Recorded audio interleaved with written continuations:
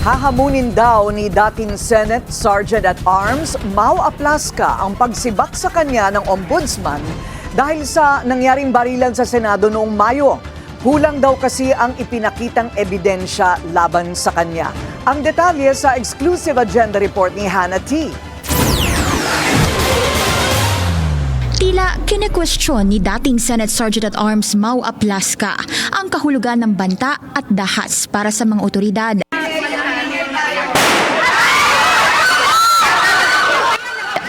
Matapos siyang ipadismiss ng ombudsman kaugnay ng nangyaring barilan sa Senado noong May 13. Sabi ng ombudsman, guilty siya sa grave misconduct at gross neglect of duty dahil sa warning shot nito na unjustified umano. Wala naman daw kasing masasabing banta mula sa panig ng mga NBI agent na dumating sa paligid ng Senado bago ang barilan. Si Aplasca raw ang nagsimula nito. Nagpakita noon ng PNP ng timeline pagdating sa nangyaring shooting sa Senado. Pero giit ni Aplasca, hindi ito kumpleto. Tinwist anya ang mga pangyayari. Bandang 7:45 hanggang 7:46 PM ng May 13, naispata ng NBI agent na ito na kinuha ang kanyang baril at umatras mula sa kanyang pwesto at kalaunay nagpaputok. Pagka-zoom in ng footage, kitang may kasama siyang isa pang lalaki. Ito rin ang parehong footage na inilabas ng DILG sa presko nito. Pero wala ang kuhang bumalik pa ang dalawang ahente bandang 7:47 PM at umano'y nagpaputok ulit ayon kay Aplasca. Anya, bahagi raw ito ng footage ng insidente pero hindi naman daw sinama ng DILG sa presentation nila. May selected portions lang umano para sa naratibo ng ahensya. Unang lumabas sa presko ng DILG na sinabihan ang dalawang ahente na huwag nang mag-engage kaya tuluyan silang umatras. Giit ni Aplasca, ginagawa lang daw nila ang tungkulin para protektahan ang mga nasa loob ng Senate premises noon.